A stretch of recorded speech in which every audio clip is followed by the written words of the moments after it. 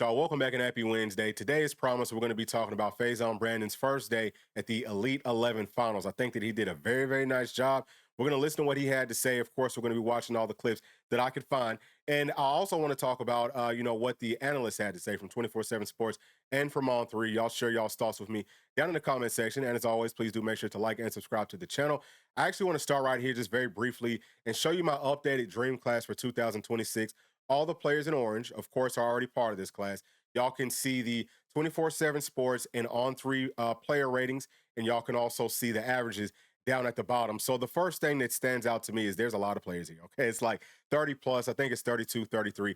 Typically, classes are going to be less than like 25. Sometimes it's a little bit more, but you don't really see classes of 30 or more players.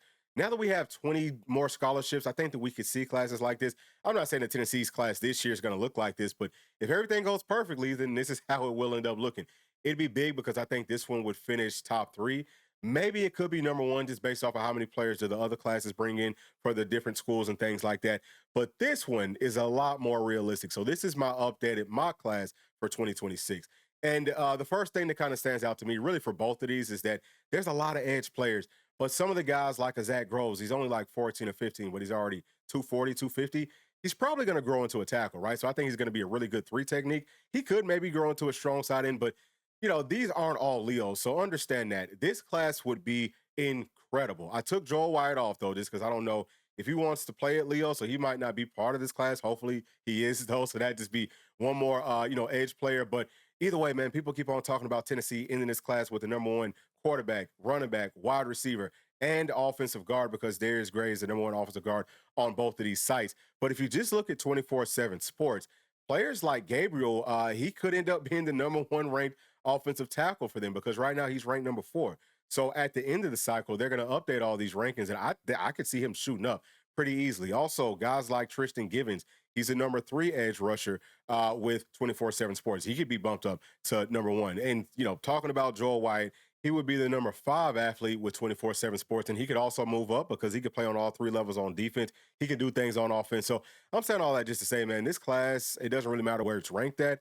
The quality that we're bringing in is just significantly better than anything we've seen in a very long time. I think that you have to go back to like Coach Farmer, and it might end up being the best class that Tennessee's ever signed. So let's go ahead and transition and talk about Faizon Brandon. This is an interview that he had with 24/7 Sports. I think that this is from yesterday, but there's a couple of good notes in here. So as we're going through, I'll be pausing it and sharing my thoughts. You are here at the Elite 11 Finals. We appreciate you being here. Yes, you didn't sir. have to do this event. You could have just kicked back at home. Why are you here? Really just to compete with the top guys in the country. I think it'd be pretty cool to go out there and that's all. Just prove what we've been working for and just go out there and compete with some of the top guys. That's what I'm really looking for. Why you could have gone basically anywhere. I remember we were going back and forth, and you were like, "It's Tennessee." Then they were like, "Alabama's one to watch." You ended up being a Vol. Why Tennessee? What tipped the scales for them? I really just all the love they've shown from the start, and just the relationships I had with Coach Hype and Coach Joey, and all the other coaches that are there. Usually at the other places that I visited, it didn't really feel like that. I had a good relationship with maybe the OC, and then I would talk to the head coach every once in a while. But at Tennessee, was just like I have a good relationship with everybody, and I'm able to talk to Coach Hype on a regular, so it's just pretty cool to be able to do that. All right, so I hear so many players saying that about this entire staff, players and parents. That's a huge deal. That's a big part of the reason that Coach Hype was able to get things fixed as quickly as he did. But also, man, look at how big Faizon is. He has great size. Tennessee, man, that offense. Yeah. I know early on you were kind of training with Hendon Hooker or his coach.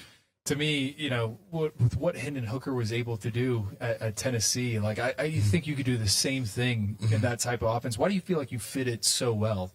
Really because we don't run all the same stuff in high school, but I'll say some of the stuff we do in high school is kind of the same. And after talking with Coach Joey, I really could see myself in doing the stuff that they do, and after going to some of the camps and they run some of the routes and stuff, throwing them. I definitely think I could fit that offense really well. So if y'all notice this, Faizon just said that Tennessee runs a lot of the same stuff that he's doing at his high school. I've been saying this for such a long time. Our offense is not complicated. It's very simple. It's not hard to learn. I don't think that the processing part is there really is no processing to it, which I think is why we get so many quarterbacks in. It's very quarterback friendly. And it hasn't been so much for the past couple of seasons.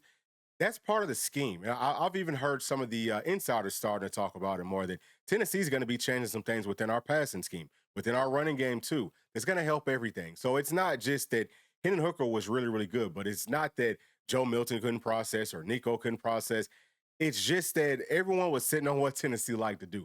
So now that we're adding some different wrinkles to it, I think that's another part of the reason that more players are starting to, want to come here. Because really, any quarterback, any wide receiver, running backs, everybody, like, you should want to come and play inside of this offense. But if you're looking at it, honestly speaking, like if you're watching film, breaking down film, you go back to the last couple of seasons, and what you're going to see is that the defenses were sitting on everything that we're doing. You're not seeing playmakers making plays, but with how we're going to be changing things, we will get back to seeing that. So I just feel like we're in a really, really good spot with this. Like I said, we have to finish strong with this class.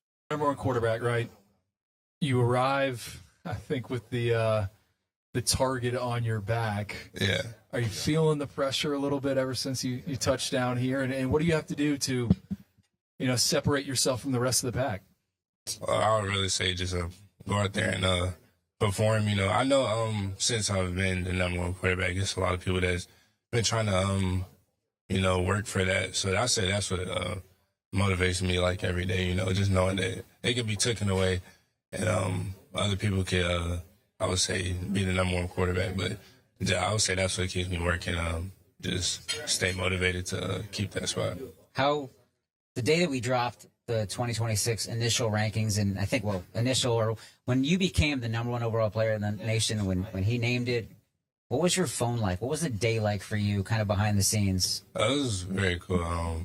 It was a lot of people texting me on Instagram and stuff. Was going crazy, but yeah, I got a lot of followers and stuff that day. It was pretty cool, and something that was a very, like, I would say, a top moment in my life. No, you earned it. Before we get you out of here, one second. But on the recruiting front, we talked a little bit about this earlier. You've been extremely active. I mean, you're not one of the guys that commits and kind of stays in the shadows. You are all over trying to bring talent too. And I know there's a top priority, and it's 5-star wide receiver Tristan Key. So, think he's going to be a Vol or what? I think so. I've been still talking to him and really just trying to stay in his ear about it. Tell him that we have a good system. We pass it around a lot, and it's just, I would say, a very QB and wide receiver friendly offense. I say I can picture him in the offense also. So y'all just heard it straight from Faizon, and he does feel really good about Tristan Keys. I think everyone's starting to say that now, and we'll see what happens, because he's going to LSU on Friday, I think, Friday, Saturday, something. But maybe a couple of weeks after that, maybe even like a week after that, he might open things back up, or he might just flip to Tennessee. But we got everything going for us at this point. We just got to finish, man. Like, it's all about finishing. And Faizon started to talk about how, this is a very quarterback-friendly, wide receiver-friendly offense, running back-friendly. I think everything friendly, even for the offensive line. But with the way that we're changing things, now whenever they come up and they're, looking at some of the practice clips, they can see, oh, yeah, y'all are doing, like, this looks cool. Like, this is dope. So I think that is why, like I touched on, I think that's why we will start to close out on a lot more very highly rated players. I was going to ask, right? Obviously, a lot has changed in Knoxville when we talk about that quarterback room. Yeah. You're a young pup. You just turned 17. Happy birthday. Yes, sir. Was there ever any consideration about you maybe kind of jumping another year ahead? I mean, you could technically be in the class of 2027. I mean, that thought ever crossed your mind about, hey, maybe I need to be there right now? Yeah, it has, but I would say it's just how late it was, what had happened, just already been working out with my team and stuff. And I would say just leaving them like that would be kind of, I would say it wouldn't be a good look, I don't think. All right, so what they're talking about now is that Faizon could have reclassed to 2025. I think that they say 2027. So I guess he technically could have gone backwards just because he is so young. But he also could have moved up. And I talked about this some. I was like, shoot, man, it'd be huge if we could have had Faizon up. But he actually was entertaining. He said that the reason that he didn't is because things transpired too late. And whenever we're saying things, we're talking about Nico leaving.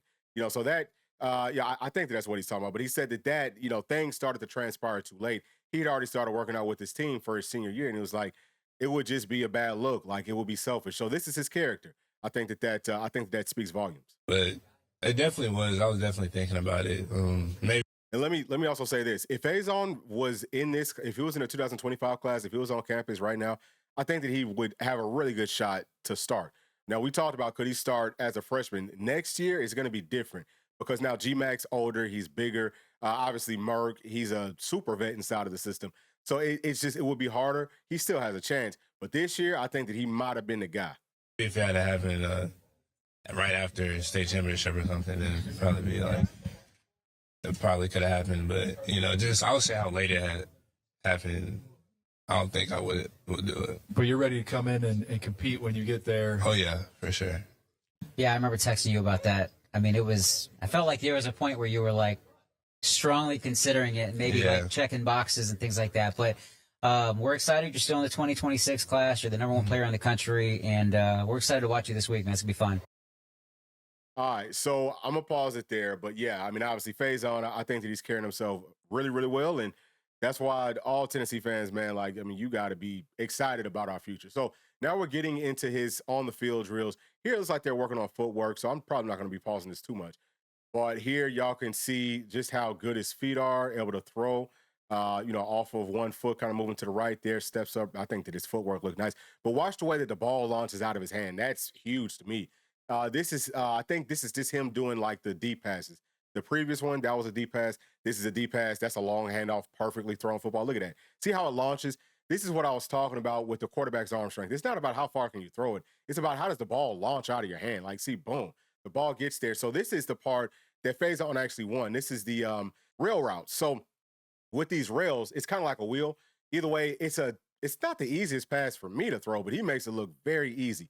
So there's a lot of timing and touch that goes with it. But, dude, I mean, that is next level, okay? So I think that he did really, really, really well. And now we're going to listen to what the analysts had to say about him, after his camp. Day one at the Elite 11 Finals is in the books, and Faizon Brandon, the number one overall player in the country, wins the Stack Athlete Rail Shot Challenge. Director of Scouting Andrew Ivins, give me some of your takeaways. Who stood out for you tonight? Well, Tom, it's funny, in the hotel at check-in, I asked one of the respected quarterback trainers here, hey, who do you think's going to win the event? His line was, I don't know if there's any warlords here. I wonder if it changes after this opening workout. You said it, Faizon Brandon. He had a few breakfast balls, I think, for this workout. Flight was delayed. Looked at me like me, needed some time on the driving range, but he got things humming along. He ends up winning, like you said, that rail shot challenge. They want to see guys throw with pace and accuracy, trying to beat double coverage there. I thought he was impressive. He got better as the night went on.